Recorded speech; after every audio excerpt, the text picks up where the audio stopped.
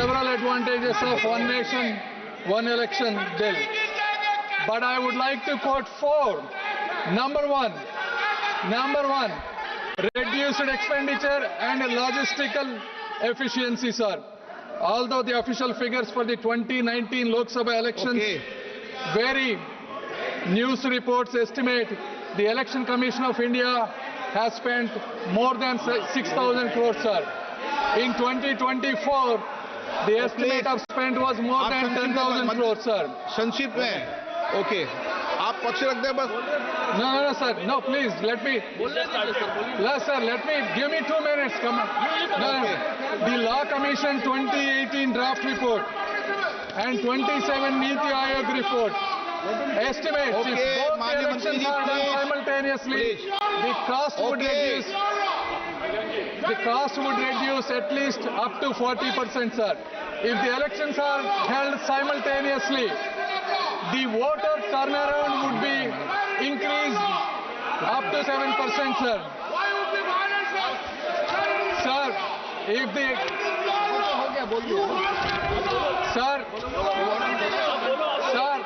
the total estimates of all the parties that spend on these elections is close to 1 lakh crore, sir. Therefore, if the elections are done simultaneously, please. If the elections are done simultaneously, it will reduce the expenditure for both Election Commission of India as well as for the regional parties, sir. And the second is continuity in governance, sir. Sir, over the last 6 months alone, there were 3 elections held for the state, sir.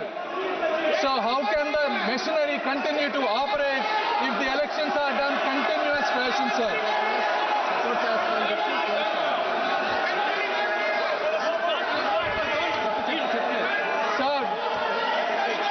Sir, fourth and probably the most important, sir, in this age, election campaigns amplified by media and technology no longer remain regional, but continuously influence the entire nation, creating large-scale ripple effects, sir. This constant political messaging encourages deep polarization and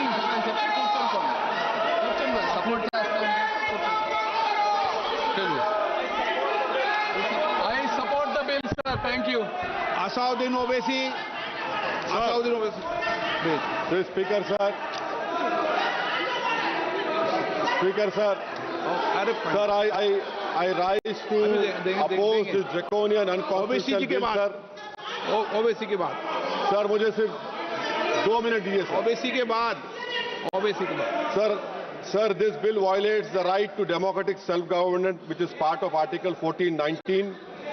And if a legislative assembly is dissolved, sir, and midterm elections are conducted, the tenure of that assembly will not be for 5 years, sir. This in itself is a violation of parliamentary democracy, which envisages a tenured legislature.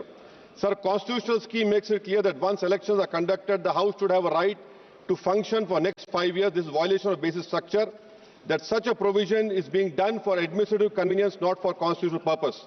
Sir, the principle of federalism means that states are not mere appendages of the center.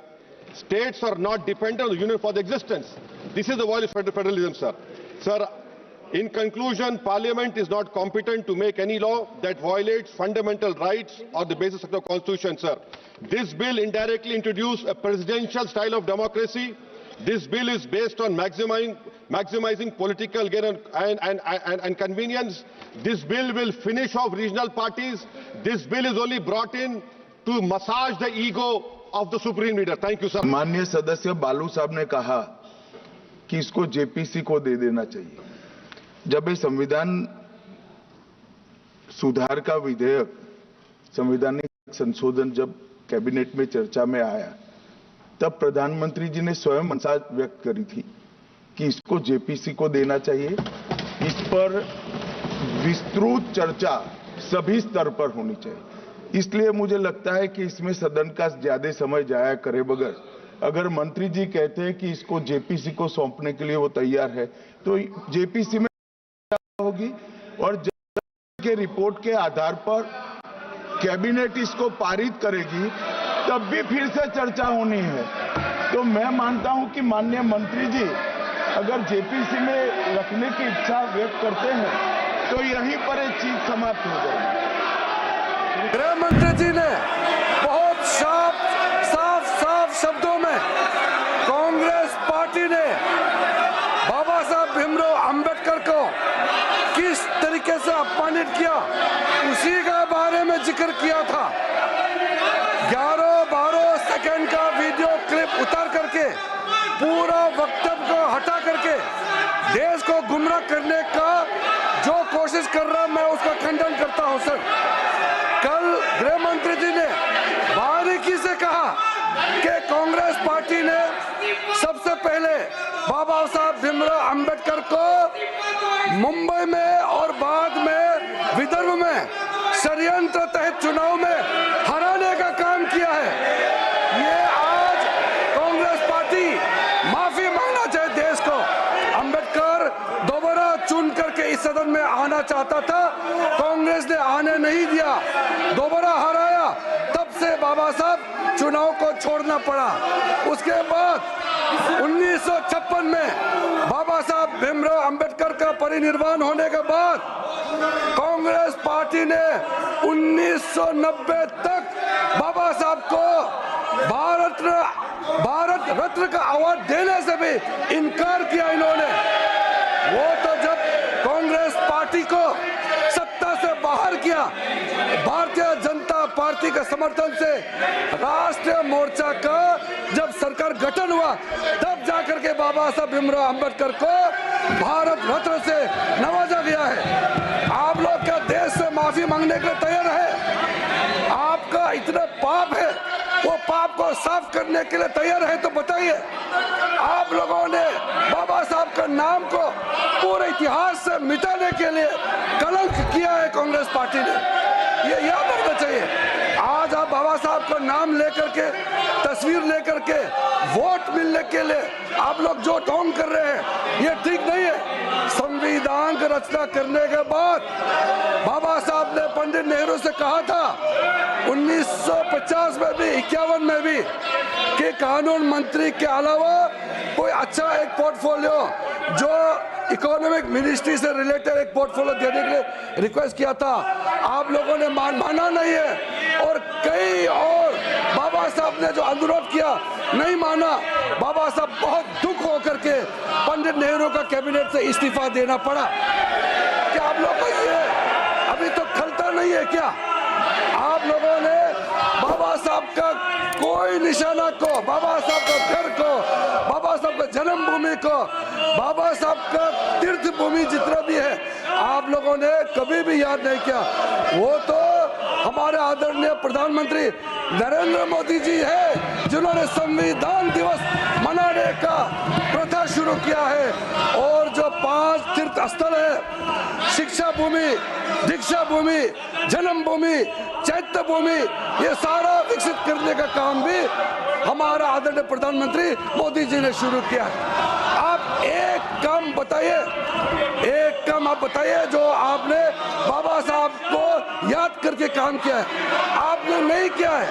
कल गृह मंत्री जी जो पूरा वक्तव्य दिया उसमें साफ साफ कहा है, आप 10-12 मिनट जो सेकंड का क्लिप उठा करके क्यों आप ये घुमा रहे हैं? ये ठीक बात नहीं है। मैं माननीय खड़गे जी को अनुरोध करना चाहता हूँ कि संसदीय परंपरा में संसद में बयान जो देते हैं उसका पूरा का पूरा वाक्य को लोगों के सामने में पेश करना चाहिए। 10-12 सेकंड का वीडियो क्लिप उठा करके आप देश को गुमराह नहीं कर सकते हैं। माननीय सभापति महोदय, हमारा पार्टी भारतीय जनता पार्टी के लिए बाबा साहब अंबेडकर आराध्य है, बाबा साहब पूजनीय है, बाबा साहब भीमराव अंबेडकर हमारे लिए वंदनीय है। Sir, leader of the house, sir हम कोई नया मुद्दा लेके नहीं आए।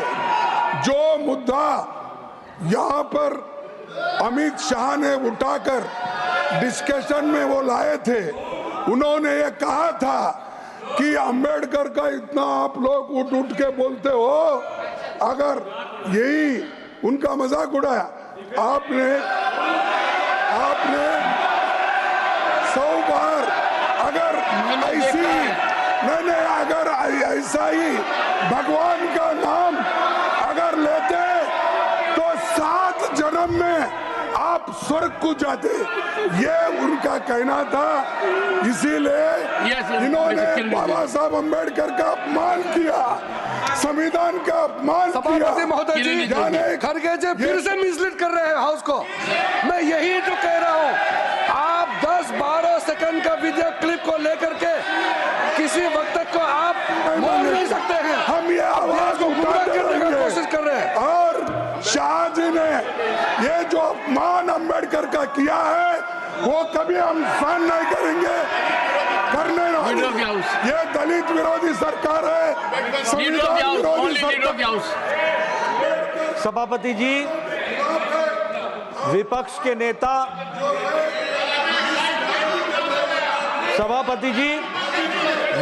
नेता श्री मल्लिकार्जुन खड़गे जी इस वक्तव्य को बोलकर सदन के माध्यम से देश को गुमराह कर रहे हैं और मिसलीड कर रहे हैं।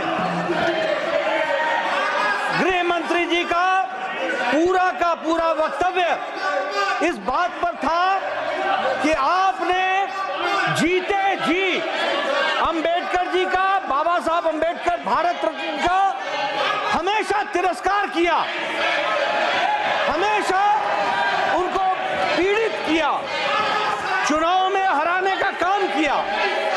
और आप लोग आजकल अंबेडकर जी का नाम लेते हैं, लेकिन आपने, जब आप सत्ता में थे और अंबेडकर जी जिंदा थे, तो आपने कभी भी उनकी बात नहीं मानी।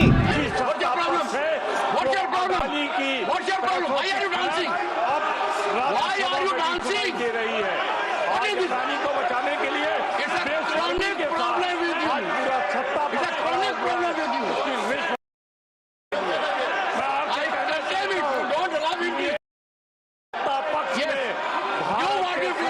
निर्माताओं को निर्ममता से उनके विचारों की सभा हो गई कि हम अडानी की सवाली करे, अडानी के पैसों की nothing is going on record.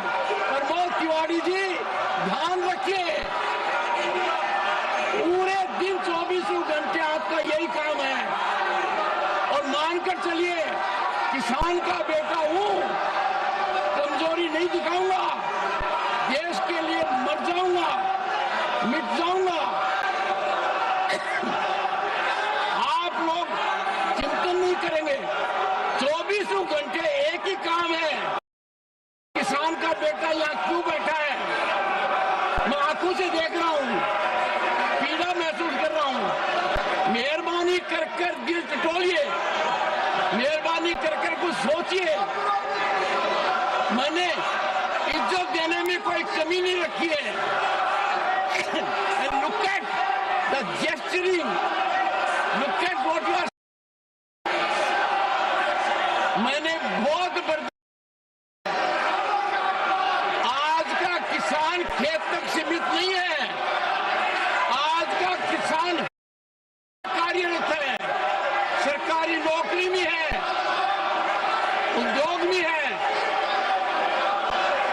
आप प्रस्ताव लाए, आपका अधिकार है, प्रस्ताव पर चर्चा हो, आपका अधिकार है।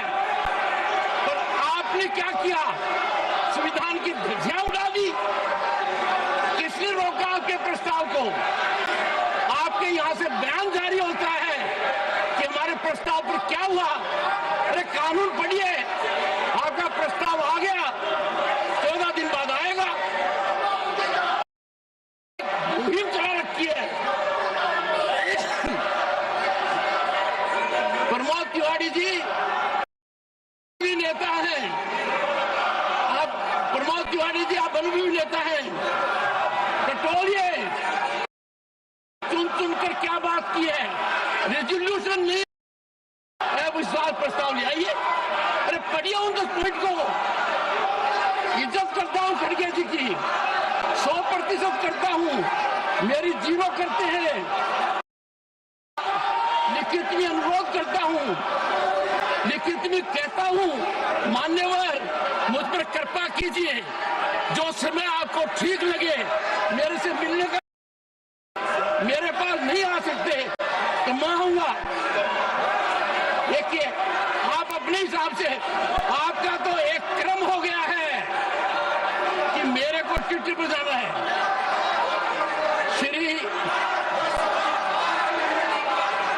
श्री मल्लिकार्जुन खड़गे, Don't be shameless. Let him speak. Don't be shameless. क्या कह रहे Don't do what you want. Don't be shameless. कह रहे Who are you? Let him speak. Let him speak. Let him speak.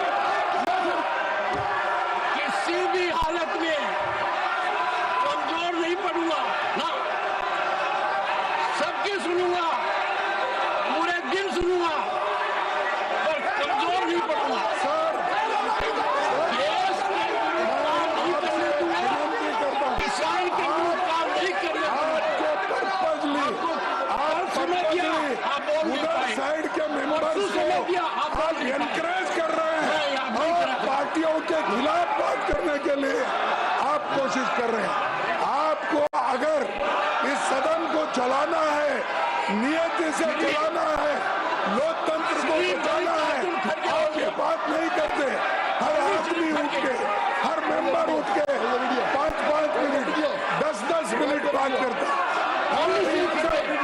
मेरा लेके मेरा Where's the camera? Where is the camera? Where is the camera? अरे मैं बोलता हूँ, Twitter का कैसे उपयोग किया, मेरा नाम लेके, कुछ तो दिमाग में नहीं होगा। मेरा नाम लेकर बार-बार बोल रहे हैं आप। इसका मतलब you are encouraging them, you are telling them, अरे 5-5 मुद्दे पर आइए। द्रोणाचार्य जी ने कहा कि मुझे आप गुरु दक्षिणा दीजिए। मेरी स्पीच ले ली आपने। तो द्रोणाचार्य जी ने उनसे कहा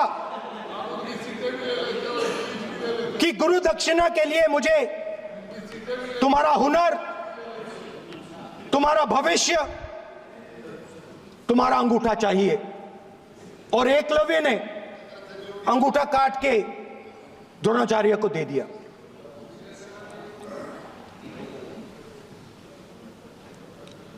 यह अभय मुद्रा है। इसमें कॉन्फिडेंस, स्ट्रेंथ, निडरता कहां से आती है? हुनर से आती है, इस अंगूठे से आती है। ये लोग इसके खिलाफ हैं। जैसे द्रोणाचार्य जी ने एकलव्य का अंगूठा काटा, वैसे ही आप पूरे देश का अंगूठा काटने में लगे हुए हो। आप जैसे ही जैसे द्रोणाचार्य जी ने एकलव्य का अंगूठा काटा, वैसे ही आप हिंदुस्तान के युवाओं का, जैसे ही एकलव्य ने,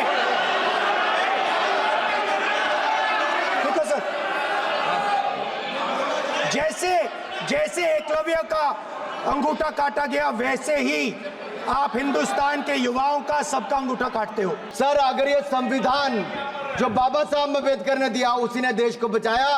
राहुल जी कभी इसको पढ़कर देखिए। गांधी परिवार और कांग्रेस पार्टी का पूरा कारनामे इसके अंदर लिखेंगे, कैसे आपने धज्जियां उड़ाई। एक तो एक, दूसरा ये जो कहते हैं बीजेपी के लोगों को, सर ये मनगढ़ंत आरोप, सर ये अंगूठा काटने की बात करते हैं। इनके राज में सिखों के गले काटे गए, सिखों के ऊपर कत्लेआम किया गया, सिखों के बाद दंगे सबसे ज्यादा हुए तो कांग्रेस के समय हुए। और आपको देश से माफी मांगनी है। अगर आज भी नहीं मांगेंगे तो संविधान जितना मर्जी जेब में डालिए। आप संविधान को जेब में लेकर घूमते सर। इन्होंने संविधान को तार-तार करने का काम किया है। इनको देश से माफी मांगनी चाहिए। मुझे आपका संरक्षण इसलिए चाहिए था कि झूठे आरोप लगाने बंद करें। यह संविधान की रक्षा आपने कभी नहीं की। इमरजेंसी जैसा कालखंड आया और संविधान को बार बार तार किया, संशोधन किया, तो आपने और आपकी पार्टी ने किया। धन्यवाद सर।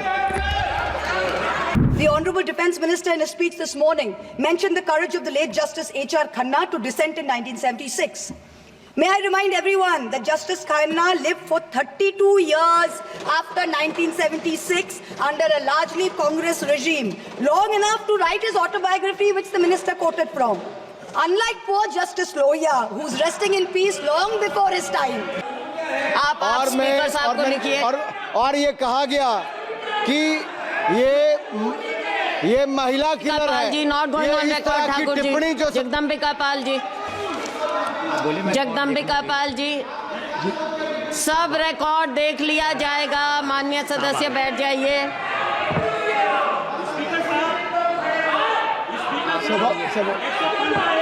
जगदम्बिका पाल जी, हाँ बोलिए बोलिए। स्पीकर साहब, दो बातें कही गई। एक तो एफसीआरए का रेट्रोस्पेक्टिव अमेंडमेंट हुआ, वो कागज दे दे जिससे ये पता चले कि ब्लैक मनी किसको गया। दूसरा सवाल है, जस्टिस लोया के हत्या की बात कही गई। 3 जज मेंबर ने सर, दीपक मिश्रा ने, वाईबी चंद्रचूड़ ने और आरएस गवई ने, तीनों ने जजमेंट दिया कि जस्टिस लोया मरे। और आरएस गवई ने तो अलग से अपने से स्टेटमेंट दिया कि मेरे टेबल पर जस्टिस लोया खा रहे थे और उनकी जो है असामयिक मौत हुई है। इसके बाद जो है इस तरह की बातें जो करते हैं, इनको ऑथेंटिकेट करने चाहिए सर, कि कोई भी आरोप लगा देना, किसी के जज के ऊपर आरोप लगा देना। और सारे चीफ जस्टिस को कोट किया है। चीफ जस्टिस इसके पहले भी प्रधानमंत्री के यहां जाते रहे। माननीय प्रधानमंत्री यदि गए, कोई अन्याय नहीं हो गया सर। तो प्रधानमंत्री के ऊपर जो एलिगेशन है, चीफ जस्टिस के बारे में कहा गया है, जस्टिस लोया के बारे में कहा गया है, बीजेपी के बारे में कहा गया है, सबको एक्सपेंज करिए सर। ऐसे मामलों को सर तू मैं करके खत्म नहीं करना चाहिए। विषय बहुत गंभीर है। मैंने बहुत ध्यान से सुना उनका, वो हमारा ऑनरेबल लेडी एमपी ने जो टिप्पणी की, हम लोग ने शांति से सुना।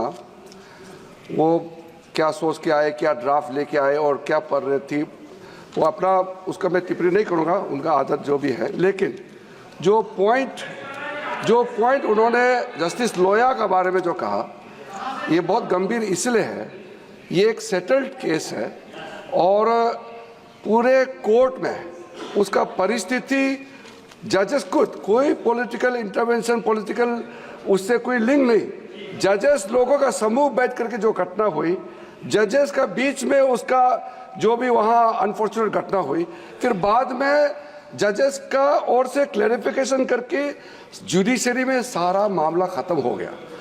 इसमें किसी का कोई हस्तक्षेप और किसी का इंटरवेंशन, लिंक का कोई सवाल ही पैदा नहीं होता है। अब इन्होंने जो लेडी, अगर इस पार्लियामेंट में हाईएस्ट कोर्ट से डिसीजन हो गया वाला को कैसे गायब हो गया, मर्डर, इस तरह का अगर ये कहेंगे तो इसका खिलाफ में कार्रवाई, इसका खिलाफ में कार्रवाई होना चाहिए। और नहीं तो इस तरह का महिला कोई भी मेंबर उठ करके ऐसा ही बात करेंगे, ये नहीं होगा सर। इसको मैं गंभीरता रिपोर्ट मंगाकर देख लूंगा। नहीं, इसका मेरा सर इतना कहना है,